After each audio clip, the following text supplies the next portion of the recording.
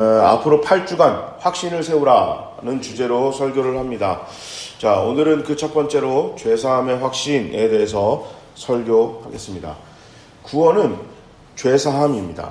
이거 좀 더 자세하게 설명하면 우리 죄를 대신해서 우리 주님이 십자가에 못 박혀 돌아가시고 부활하신 그 사실과 우리 그 예수님만이 나의 구주입니다, 구원자임을 믿으면 죄사함을 받아 구원을 받습니다.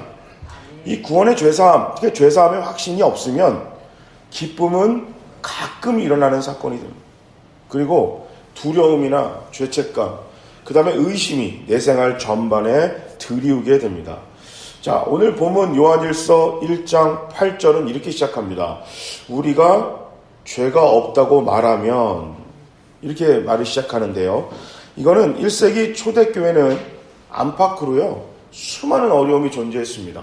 그 중에 교회 내부에서는 영지주의라고 잘못된 이단 신앙이 들어와서 교회를 어렵게 했습니다. 이 영지주의란 말은 뭐냐면 그 사람은 영과 육으로 이루어져 있다고 믿는 거예요. 그런데 이 선한 영이 악한 육체 안에 갇혀 있다, 이렇게 생각하는 거예요. 영이 아무런 힘을 발휘하지 못해요. 영지라는 것은 영적인 깨달음이라는 뜻입니다. 그러니까 영적인 깊은 체험, 그것을 깨닫는 지식을 영지라고 하는데, 그 깨달음을 통해 영이 자유로워지는 것. 자, 그럼 이제 바뀌어요. 영이 자유로워졌어요. 그러니까 이 선한 영이 악한 육체를 지배한다, 이렇게 믿어요. 그래서 영의 지배를 받는 육체는 세상의 어떤 영향으로부터 그 육체는 세상의 영향을 받는 게 아니라 선한 영의 지배를 받기 때문에 무슨 일이 해도 전혀 문제가 없다, 이렇게 생각하는 것이 영지주의였습니다. 그래서 영지주의를 따르는 기독교인들은 사람이 구원을 받는 건 은혜로 받는 게 아닙니다. 믿음으로 은혜를 받는 게 아니고, 내가 어떤 말씀이나 영적인 깊은 체험을 통해서 깨달음을 얻어요. 그 깨달음을 통해 내가 구원을 받는다라고 생각을 해요. 자, 그래서 어떻게 되냐면 이 사람들은 육은 악하잖아요. 육신은 구원받는 게 아니에요. 영만 구원받아요. 깨달음을 통해서. 그렇기 때문에 내가 세상에 살면서 육신으로 짓는 죄, 육체로 지으는 죄는 전혀 문제가 되지 않는다, 이렇게 믿었어요. 그래서 이 교회 안에 들어와서 엄청나게 이게 지금 안 좋은 영향력을 미쳤거든요. 이게 사람들이 막 방종하기 시작하는 거예요.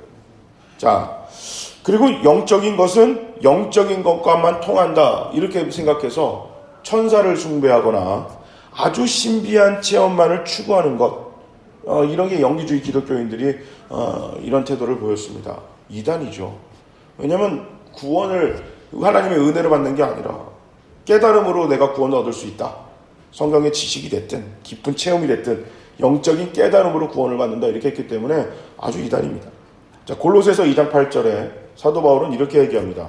아무도 겸손과 천사 숭배를 주장하면서 여러분을 비방하지 못하게 하십시오. 그런 자는 자기가 본 환상에 도취되어 있고 육신의 생각으로 터무니없는 교만을 부립니다. 이렇게 사도 바울은 영지주의 기독교인들을 멀리하십시오, 이렇게 경고하고 있습니다. 결국 영지주의 기독교인들은 자신들에게 더 이상 죄가 존재하지 않고 어떤 죄도 자신들을 침범하지 못하는 완전 무죄한, 완전 무결한 존재이기 때문에 더 이상 회개는 필요하지 않다, 이렇게 주장했습니다. 이것을 사도 요한이 8절에서 강력하게 반발하고 있습니다. 스스로 속이는 것입니다, 이렇게 이야기합니다. 그러면서 사도 바울은 로마서 3장 10절에 이렇게 말합니다. 성경에 기록되어 있습니다. 의인은 없다, 한 사람도 없다고 했습니다.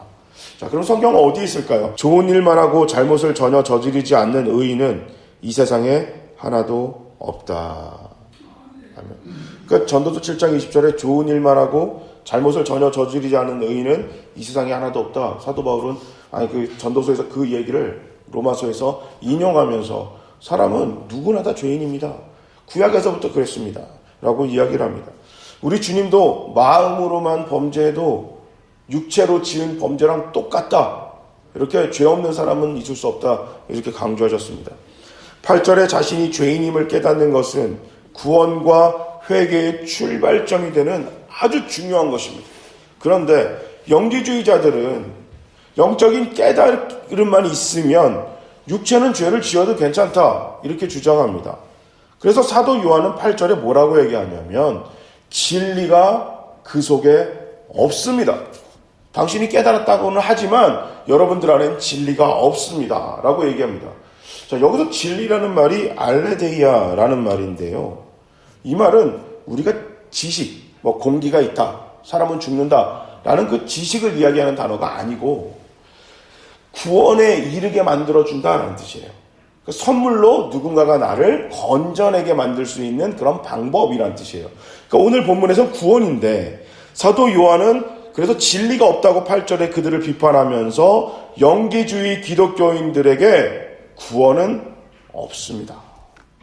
구원에 이르게 하는 죄사함의 진리가 여러분 안에는 없습니다. 이렇게 강력하게 이야기를 합니다. 그런데 9절에 엄청난 반전이 나옵니다. 화면을 보시면서 9절 같이 한번 읽겠습니다. 우리가 우리 죄를 자백하면 하나님은 신실하시고 의로우신 분이셔서 우리 죄를 용서하시고 모든 불의에서 우리를 깨끗하게 해주실 것입니다. 아멘. 자, 사도 요한은 9절에 죄가 없다고 스스로를 속이는 영지주의자라 할지라도 이단이라 할지라도 죄를 자백하고 고백하고 회개하는 자에게 주시는 하나님의 은혜를 강조하고 있습니다. 오늘 본문 요한 1서에서 죄 없다고 하는 자, 스스로를 속이는 사람들은 예수를 믿지 않는 사람들이 아니고요. 영지주의자와 같은 이단들을 이야기합니다. 복음을 훼손시킨 사람들을 이야기하거든요. 그러니까 8절은 이단에게는 진리가 없기에 그들은 구원이 없다 이렇게 얘기합니다. 그런데 9절에 사도 요한은 아무리 이단이라 할지라도 회개하기만 하면 하나님의 자비에 의해서 모든 죄가 용서받습니다. 이렇게 이야기를 합니다. 9절의 모든 불의에서 우리를 깨끗하게 해주실 것입니다. 여기서 깨끗하게라는 단어 카다리조는 옷을 갈아입다라는 뜻이에요. 옷을 갈아입다. 죄의 자녀. 자, 당신이 아무리 이단이어서 엄청나게 그 사탄의 옷을 강력하게 입고 있다 하더라도 회개하기만 하면 주님의 자녀로 옷을 갈아입을 수 있습니다. 지금 9절에서 이 이야기를 합니다. 인간은 스스로 영적인 깨달음으로 그 진리에 이르고 영지에 의해서 구원받는 존재가 아닙니다. 성경은 하나님의 은혜로만 구원을 받을 수 있다라고 얘기를 합니다. 그래서 단어가 굉장히 중요해요. 은혜는 받을 자격이 없는데 잘해주는 거예요. 자격이 있어서 잘해주는 건 은혜가 아니에요. 그건 대가죠. 근데 자격이 없는데 잘해주는 게 은혜고, 구원은 내가 무슨 방법을 써서도 헤어나갈 수가 없어요. 이 문제를 해결할 수 없는데 누군가가 나를 전적으로 도와줘서 내가 빠져나갈 수 없는 그 어려움에서 나를 건져내 주는 것, 그게 구원이에요. 성경은 은혜를 얘기하고 구원을 얘기하지 대가를 얘기하고 도움을 이야기하지 않습니다. 구원은 오직 하나님의 은혜로만 받을 수 있고, 그 은혜가 바로 죄사함이라는 것을 여러분 꼭 잊지 마시기 바랍니다. 그러면서 10절이 시작이 되는데 조금 이상합니다. 9절에 이단들도 구원받습니다 라고 하고, 10절에 다시 한번 8절처럼 이단들에게는, 영지주의 기독교인들에게는 구원이 없다. 다시 한번 사도 요한이 이야기를 하는데요. 이거는 전형적인 이스라엘의 문학적인 특징입니다. 그러니까 이걸 모르면 사도 바울이 얘기하고 싶은 건 영지주의자들에게는 구원이 없습니다. 그 사람들 망할 겁니다. 내버려 두십시오. 이거를 강조할 것 같은데 그게 아니에요. 이게 수미상관법인데 뭐냐면, 정말 얘기하고 싶은 건 가운데 두고 문제점을 맨 처음과 마지막에 두는 거예요. 그러니까 오늘 사도 요한이 얘기하고 싶었던 거는 이단들이 돌아와야 합니다. 이단들에게도 구원을 받도록 그들이 회개해야 합니다. 지금 이 편지가 초대교회 요한 공동체에게 전해졌잖아요. 그러면 그 교회 안에 지금 영지주의 기독교인들도 이 편지를 읽을 거란 말이에요. 그러니까 그들이 편지를 읽으면서 사도 요한이 하고 싶은 건 당신들이 따르는 그 영지주의적인 그 신앙에는 구원이 없으니 빨리 회개하고 돌아오십시오. 하나님이 여러분들을 구원하실 겁니다. 지금 이 이야기를 하고 오늘 10절 후반부에 무슨 얘기가 나오면 하나님은 사랑이시다. 그래서 형제를 사랑하지 않으면 하나님을 거짓말쟁이로 만드는 겁니다라고 얘기를 하면서 설령 영지주의 기독교인 사람들이 회개하고 돌아왔을 때, 만약 돌아왔을 때 기존 교회는 성도들은 편견 없이 선입관 없이 그들을 따뜻하게 받아들이셔야 됩니다. 그들을 맞아하지 못하고 교회 안에 같은 성도로 대하지 못하면 여러분도 하나님을 거짓말쟁이로 만드는 사람과 마찬가지입니다. 이 이야기를 하고 싶었던 거예요. 10절에서 다시 한번 반복하는 거는 영지주의자들은 지옥 갑니다. 망할 거예요. 신경 쓰지 마세요를 강조하고 싶은 게 아니고 9절을 이야기하고 싶었던 거예요. 하나님은 이단조차도 은혜 주시기를 주저하는 분이 아니십니다. 여러분 회개하십시오. 돌아오십시오. 회개할 때 하나님은 여러분들을 무조건 용서하실 것입니다. 교회와 또 이단들과 믿지 않는 사람들에게 죄사함의 확신에 대해서 하나님은 누구나를 죄를 사해 주시고 용서해 주실 분이시라는 것을 잊지 말아달라는 강력한 권고입니다. 옛날에는 전쟁, 특히 고대 근동 지방이나 예전에는 고대에서는 전쟁이 신들 간의 싸움이었어요. 그래서 전쟁할 때 굉장히 중요한 게 뭐냐? 신탁이에요. 신탁. 그러니까 제사장들한테 가서 신의 응답을 듣는 거죠. 자, 그 신탁을 내리는데 그 신탁이 좀 애매모호해요. 선명하게 이야기하지 않습니다. 자, 그런데 선명하게 이야기하지 않으면 이거 어떻게 할 거야? 이게 무슨 뜻인지. 이걸 누가 해석할 수 있냐면 제사장만 해석할 수 있어요. 제사장이 신탁받고 자기가 해석합니다. 그래서 능력 있는 제사장은 이 신탁으로 나라를 부강하게 만드는 제사장들이었습니다.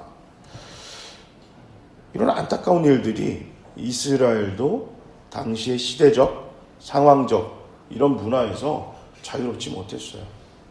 하나님 말씀이 주어졌음에도 그 말씀보다 그들은 제사장이나 선지자들의 강력한 신탁을 원했습니다. 그런데 세월이 점점 흘렀죠. 그러면서 1세기 로마가 그쪽 지역을 평정했습니다. 로마는 굉장히 현실적인 이 사람들이기 때문에 신탁보다 진짜 자기들의 노력 이런 걸 더 중요하는 생각하는 가치를 갖고 있어요. 그러다 보니 점점 쇠퇴했습니다. 자, 그런데요, 이 신탁, 신비한 거에 대한 인간의 욕망은 2000년이 지난 지금에도요 사라지지 않고 계속 이어져 오고 있습니다. 서점을 가는 걸 되게 좋아해요. 서점, 책을 좋아하니까 이제 서점 가는 걸 좋아하는데 종교란에 가면요 대부분 베스트셀러가 기독교, 불교, 천주교 이거 할 것 없이 신의 뜻 이거 아는 거 이런 게 하여튼 베스트셀러 10권 중에 7권 이상은 차지합니다. 기독교 우리 서점에서는 하나님의 음성을 듣는 거 표현은 여러 가지지만 이런 제목들의 책들이 여전히 인기가 있습니다. 이상하죠? 전 그거 볼 때마다 항상 이상하거든요. 왜냐하면 우리에게는 이미 성경을 통해 하나님의 뜻이 주어졌습니다. 아니 하나님의 음성을 뜻을 알 필요 없어요. 이미 성경에 나와 있거든요. 그런데 계시, 신탁, 신비한 것, 음성 이런 것에 여전히 민감해요. 그리고 심각할 정도로 기댑니다. 하나님 말씀보다 그런 거에 더 의지해요.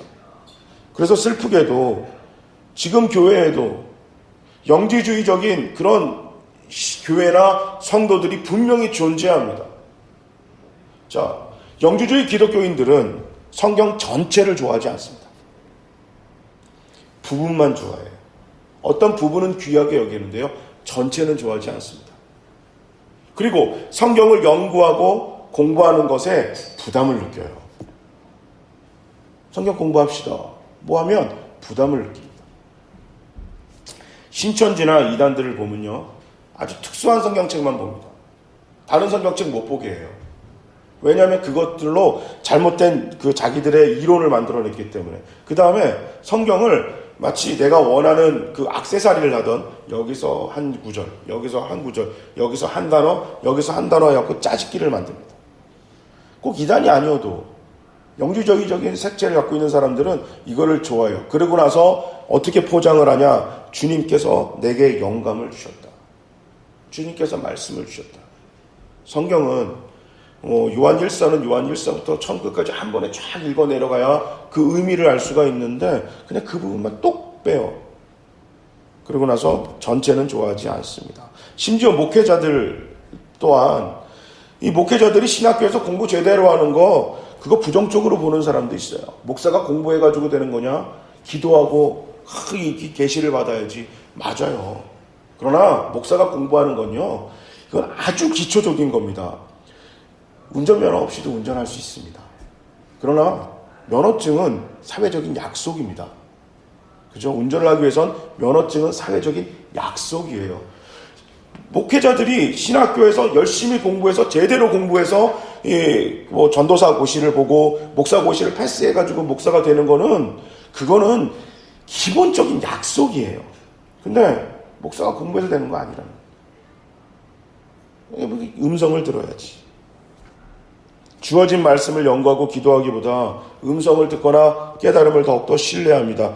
자기 의견을 설득력 있게 보이기 위해서 주님께서 말씀하셨다, 주님께서 하시는 얘기를 내가 들었다, 이렇게 표현을 사용합니다. 물론 그런 이야기 한다고 해서 다 영지주의자 이렇게 얘기할 수는 없어요. 그냥 그게 개인적인 선호일 수는 있습니다만 이미 우리에게는 하나님의 말씀이, 절대적인 진리 말씀이 주어졌습니다. 성경은 진리입니다. 진리는 첨부되거나 왜곡될 수 없습니다. 진리의 어떤 내용이 첨부된다면 더 이상 그것은 진리가 아니고 이론입니다. 이게 굉장히 혼란스럽게 만듭니다. 구원에 관해서 하나님의 은혜를 혼란스럽게 만들고 있습니다. 성경을 배우기를 여러분 즐겨 하시길 바랍니다. 하나님 말씀을 읽고 배우고 이것을 내 머릿속에 외우고 그 확신한 일에 거하시기를 주님의 이름으로 축복합니다. 그래서 이번에 확신 시리즈를 하면서 디모데후서 말씀으로 주제를 정했어요. 이거 보면 너는 배우고 확신한 일에 거하라. 우리 모두는 하나님 말씀을 배우고 그 말씀에 확신해서 항상 서 있는 우리 모두가 되시기를 바랍니다. 우리 성령님이 기도하고 노력하는 우리를 도와주실 것입니다. 하나님은 하나님의 진리를 훼손하고 불의한 길로 인도하는 이단들조차 구원하시기를 원하고 은혜 주시기를 주저하지 않으십니다. 그런데 하물며 이미 구원받은 하나님의 백성들이 우리의 죄를 하나님 앞에 이야기할 때, 우리의 약점을 하나님 앞에 고백할 때 용서하지 않으실 리 없습니다. 그 기쁘게 용서해 주십니다. 이미 우리는 가장 큰 죄로부터 용서함 받았잖아요. 자녀가 부모에게 할 수 있는 가장 큰 죄가 뭘까요? 제가 생각해 보니까, 부모가 돼서 생각해 보니까 자녀들이 부모를 부모로 인정하지 않는 겁니다. 가장 큰 불효입니다. 당신은 더 이상 내 아버지가 어머니가 아닙니다 라고 얘기할 때 이것만큼 불효가 있을까요? 부모가 자녀한테 할 수 있는 가장 큰 패륜이 뭘까요? 자녀를 포기하는 겁니다. 자, 우리는 하나님을 하나님으로 인정하지 않는 불효를 베풀었습니다. 참 다행인 건 하나님이 우리를 버리지 않으셨어요. 창조하신 우리 창조주가, 우리를 낳으신 우리 부모인 우리 하나님이 우리를 버리지 않으시고 십자가에서 고난받으시고 대신해서 죽으시고 부활의 소망으로 우리에게 구원을, 우리에게 죄사함을, 다시 돌아올 수 있는 길을 우리에게 허락하셨습니다. 그래서 죄사함은 확신이에요. 하나님이 우리를 사랑한다는 확신이에요. 그분이 우리를 용서하실 것이라는 확신입니다. 그리고 우리도 어떤 죄로부터도 용서받을 만한 충분한 자격이 있다는 확신입니다. 이 확신을 놓지 않으시길 바랍니다. 죄는 구원의 기쁨과 하나님의 자녀의 신분을 자꾸 잊게 만듭니다. 그래서 사탄은 그 확신을 자꾸 흔듭니다. 그래서 우리 안에 자꾸 갈등이 생기게 만들고 죄책감에 사로잡히게 만듭니다. 옹졸한 사람이 되게 만듭니다. 그리고 때로는 굉장히 교만한 사람이 되게 만듭니다. 행함으로 내가 구원이 이루어진 것처럼 자꾸 오만한 사람이 되게 만듭니다. 오늘 본문 요한일서 8장 10절의 사도 요한은 분명히 하나님의 은혜로 죄사함을 받아 구원받는 것을 강조하고 있습니다. 그리고 설령 이단이라도 하나님의 복음을 강력하게 너무나 치졸하게 훼손시킨 이단이라 할지라도 회개하고 돌아오기만 하면 구원의 은혜가 주어진다고 강조하고 있습니다. 죄사함은 확신입니다. 사탄은 그 죄사함의 확신을 자꾸 뒤흔듭니다. 그래서 우리에게 주어진 그 구원의 기쁨, 회개의 그 정말 감격, 우리가 누릴 수 있는 것들을 자꾸 뒤흔들어요. 그래서 우리가 이단이 됐든 세상이 됐든 다른 누군가에게 그 강력하고 단단한 하나님의 사랑, 은혜가 전달되지 못하게 만듭니다. 흔들리는 배를 보고 탈 사람이 없잖아요. 회개로부터 멀리하지 마시기 바랍니다. 죄책감이나 옹졸한 마음, 영적인 교만이 나를 집어삼키고 말 것입니다. 만약에 지금이 됐던 언제가 됐던 죄책감이 됐던 하나님하고의 관계가 점점 멀어지는 순간이 생긴다면 여러분 바로 기도하시기 바랍니다. 바로 기도해야만 합니다. 죄사함의 확신으로부터 우리 성령님이 우리를 구하시고 도와주실 것입니다.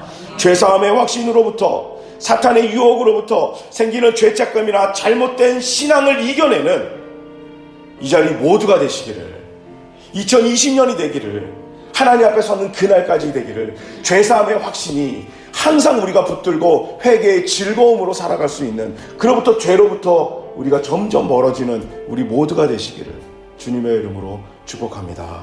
아멘.